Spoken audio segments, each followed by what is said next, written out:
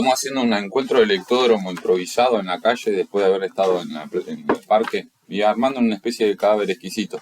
Cadáver exquisito es una técnica que es una especie de asociación libre, como si fuese como van cayendo. Entonces, cuando nosotros lo hacíamos con unas personas en un espacio escrito, se hacía después un abanico. Entonces el que va a leer la próxima no sabe lo que escribió el anterior. Entonces vos escribís algo así, ¿no? Por ejemplo, lo escribís acá y lo doblas, ¿no? Después agarrás, escribís acá y lo volvés a doblar. Escribís de vuelta acá y lo volvés a doblar. Y así. Entonces el otro no ve. Te queda un abanico, como un abanico. Después vos lo abrís todo y lo lees. Es un cadáver exquisito. Esto sería una especie de cadáver exquisito hecho a lo improvisado con las lecturas. Por ejemplo, esta de Daisaku Ikea, Caminos hacia el encuentro. La motivación interna. Me gustaría brindar un ejemplo con el ánimo de poder ilustrar nítida y simbólicamente lo que llamamos motivación interna. En sus célebres Les Provinciales, cartas provinciales, Blaise Pascal ataca el complejo sistema de precedentes de la conciencia que habían establecido de los jesuitas para facilitar la labor misionera. Creo que la naturaleza de su crítica permite ver con notable claridad la diferencia fundamental entre la motivación de origen interno y la que es impuesta desde afuera. Como sabrán, los jesuitas habían desarrollado un sistema de fe y de propagación muy elaborado, tanto que donde resultaba conveniente hacerlo, permitían a los creyentes referenciar deidades no cristianas, como jansenista, Pascal subrayaba la importancia de la función interior de la conciencia y denunciaba como una distorsión el uso de la autoridad eclesiástica para establecer e imponer en la conciencia normas y preceptos predeterminados. El pensador describe esta práctica con las siguientes palabras: tal era el plan que seguían en las Indias y en la China, donde permitían que los cristianos practicaran la idolatría con ayuda de este ingenioso ardid. Hacían que sus conversos ocultaran bajo las ropas una imagen de Jesucristo, a la cual le enseñaban a transferir mentalmente las adoraciones que ofrecían ostensiblemente al ídolo de Shakyamuni o de Confucio. O cualquier.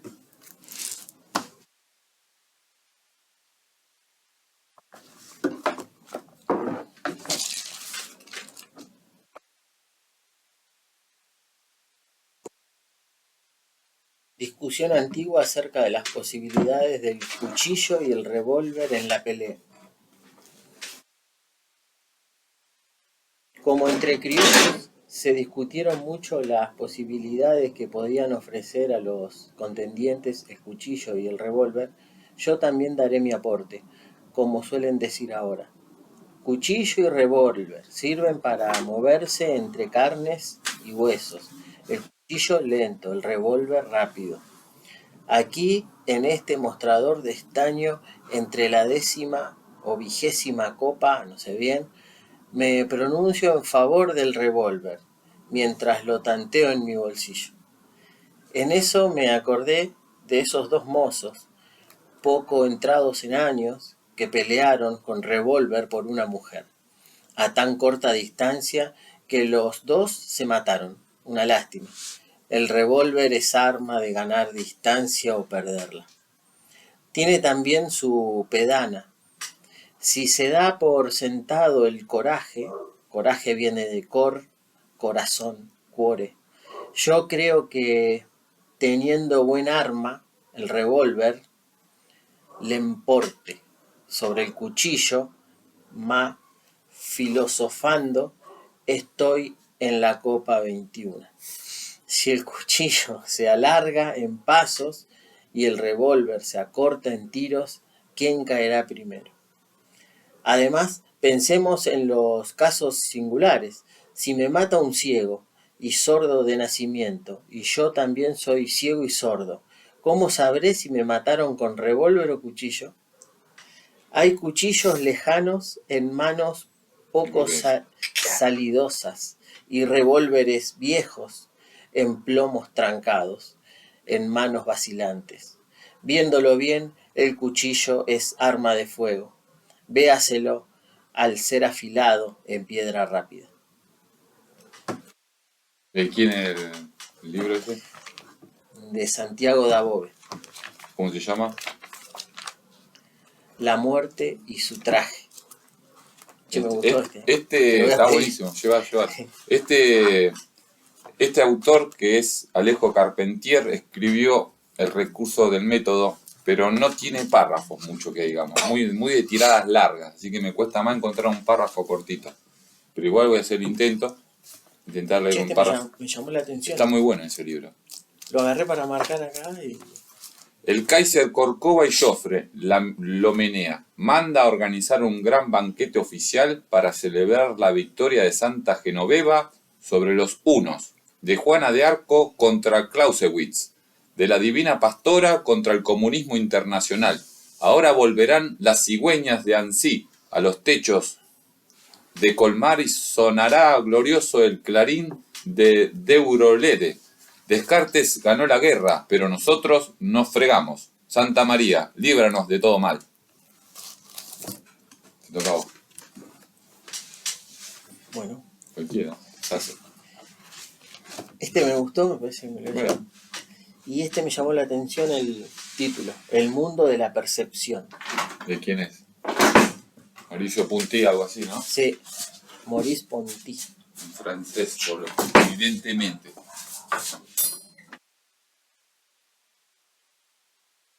Párrafo. Compartimos dos. Sí, para no romper. Bueno, 7 conferencias. Evidentemente eran conferencias. Bueno, mundo clásico y mundo moderno. En esta última conversación nos gustaría evaluar el desarrollo del pensamiento moderno, tal como poco más o menos lo hemos descrito en las precedentes. Este retorno al mundo percibido que verificamos tanto entre los pintores como entre los escritores, en algunos filósofos y en creadores de la física moderna, comparado con las ambiciones de la ciencia, del arte y las filosofías clásicas, ¿no podría ser considerado como un signo de declinación? Por un lado tenemos la seguridad de un pensamiento que no tiene dudas de estar consagrado al conocimiento integral de la naturaleza y de eliminar todo misterio del conocimiento del hombre. Por el otro, entre los modernos, en vez de este universo racional abierto por principio a las empresas del conocimiento y la acción, tenemos un saber y un arte difíciles, llenos de reservas y restricciones, una representación del mundo que no excluye ni fisuras ni lagunas, una acción que duda de sí misma y en todo caso no se enorgullece de lograr el asentimiento de todos los hombres. ¿Quién es el que leíste? Entonces, Ponty. Sí, Maurice Merleau-Ponty. Voy a leer un trabajo de Historia de Iberoamérica, Manuel Rodríguez Lapuente. En la página 242 dice: la primera institución educativa de América fue la modesta Escuela de Letras que por el año 1505 empezó a funcionar, fundada por Fray Hernán Suárez, en el convento de los franciscanos, en Santo Domingo. Y lo mismo hicieron luego las demás comunidades religiosas, alcanzando tal desenvolvimiento que ya en 1538 una bula pontificia dio el título de Universidad de Santo Tomás de Aquino al Colegio de los Dominicos. En 1511, apenas colonizada la isla de San Juan de Puerto Rico, el rey ordenaba que se estableciera un convento de franciscanos para que tuviese mucho cuidado de los niños para instruirlos. Y lo mismo se hizo en todos los establecimientos de la isla.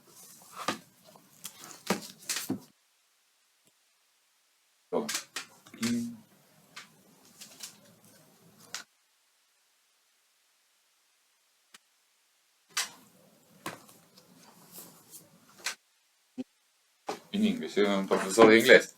Un profesor de inglés que no lee inglés. Al azar. Al azar que no es azar. No sé ni cómo se llama el libro ahora. Si no lees, después te fijas el autor y la obra. Empiece un párrafo. Acá empieza un párrafo. Por acá empieza un párrafo.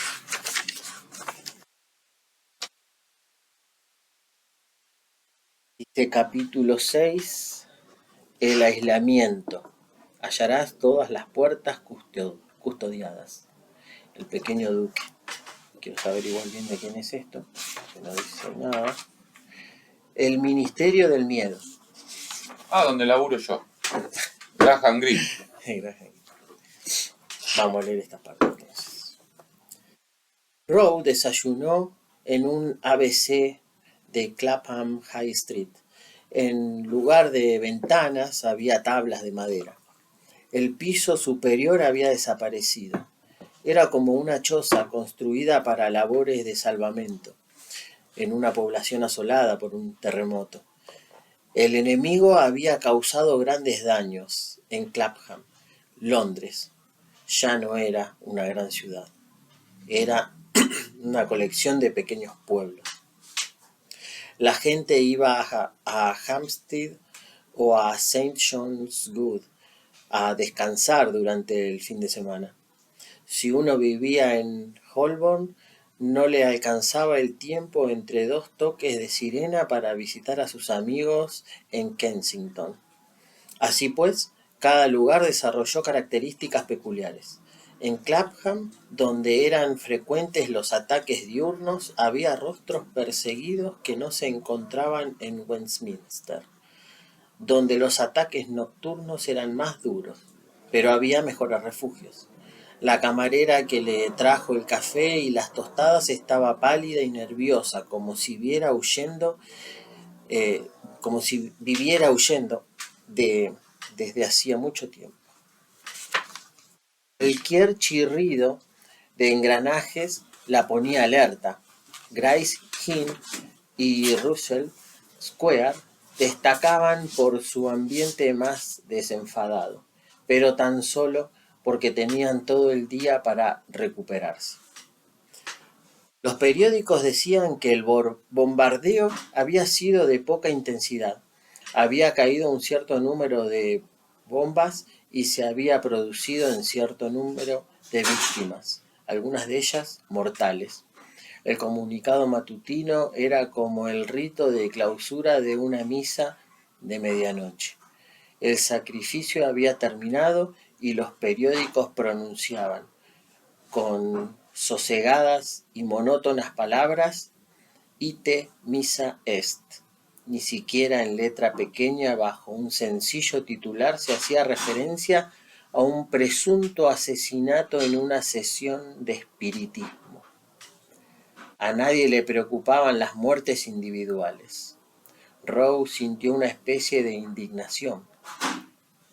Una vez había aparecido en titulares, pero su propia tragedia, de suceder ahora, no habría merecido una sola línea. Tenía casi una sensación de abandono. Nadie se tomaba la molestia de indagar en un caso tan insignificante en medio de la masacre cotidiana. Tal vez un puñado de veteranos del departamento criminal, demasiados viejos para darse cuenta de que el mundo los había dejado atrás, recibieran autorización de sus compasivos y pacientes superiores para ocuparse, en sus pequeños despachos, de las trivialidades de un asesinato.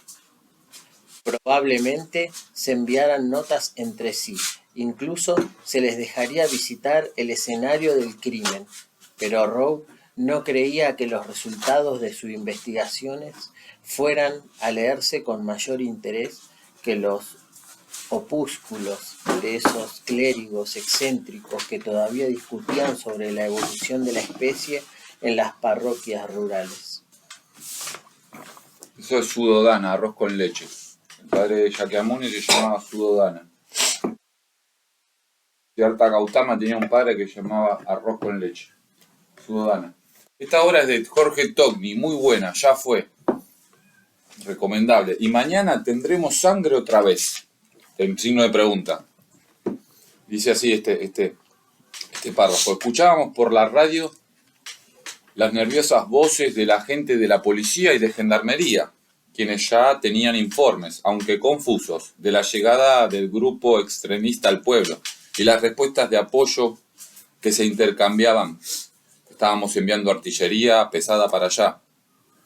Resistan y aniquilen, que ninguno debe salir con vida de allí, y otras cosas por el estilo, con el doble mensaje de apoyar a los regulares y de amedrentarnos a nosotros, contando con que íbamos a captar sus transmisiones.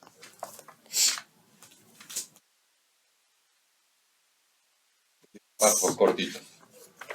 Bueno, voy a agarrar las amistades amorosas. René Dumesnil, el gran amor de Flaubert. Argo, Buenos Aires. La editorial no elegimos. Argos eran de los argonautas. El sistema Argos, ¿lo conoces? No. ¿Qué es el sistema Argos? Es el sistema de cables donde los actornautas se cuelgan. ¿Actornautas? No sé qué son actornautas. Los astronautas. Ah. Los actornautas son astronautas. Bueno, voy a dedicar allá. Sigo nomás.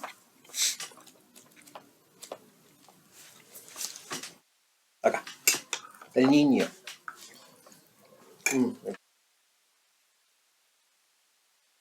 El niño que ha escrito esto tenía exactamente 16 años y medio. El día 15 de junio de 1838, Flaubert terminó las memorias de un loco. Escribió las memorias. Dedicadas y entregadas a su querido amigo Alfredo. Con estas palabras. Estas páginas encierran un alma entera. ¿Es la mía? ¿Es la de alguien otro? Al principio he querido hacer una novela íntima donde el escepticismo fuera llevado hasta los últimos extremos de la desesperación, pero poco a poco, escribiéndola, la impresión atravesó la fábula, el alma conmovió la pluma y la destruyó.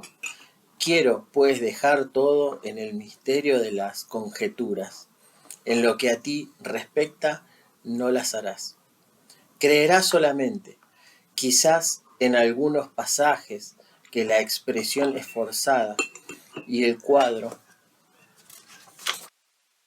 ensombrecido a gusto. Acuérdate que es un loco quien ha escrito estas páginas y que si son con frecuencia la palabra parece sobrepasar el sentimiento que expresa. Es que por otra parte se ha doblado bajo el peso del corazón. Adiós, piensa en mí y para mí. Esto es José Pablo Feynman, el bueno, como diría mi profesor. El Feynman bueno. El Feynman bueno. El mito del eterno fracaso. El gato de muchas colas. ¿Alguien ha olvidado a Jack el Destripador? Nadie, desde luego. El mundo entero recuerda sus hazañas y las recrea puntualmente a través de distintos medios masivos. Sobre todo, claro está, el cine y la TV. ¿Quién era el célebre Jack? Nadie jamás pudo responder esta pregunta. Pues nunca lo descubrieron, me parece. Creo que actualmente se hicieron unas pericias, así como hay una especie de retomar forense, arqueoforense, no sé cómo se diría. Entre las mejores y más divertidas hipótesis que conozco, y conozco muchas, figura la de un escritor argentino, Abel Mateo. Y dice así: Jack el Destripador era el Dr. Watson, paciente receptor del fino desprecio y la constante ironía de Sherlock Holmes. Convertirse en Jack el Destripador fue su rebelión ante tan despiadada inteligencia.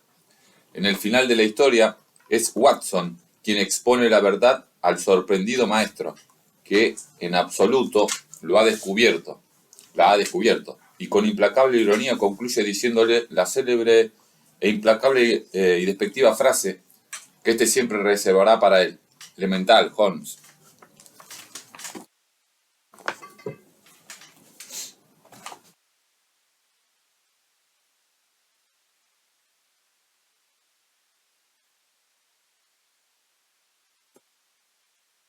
Hay algunos libros que nos faltan la tapa, entonces no sabemos qué dice.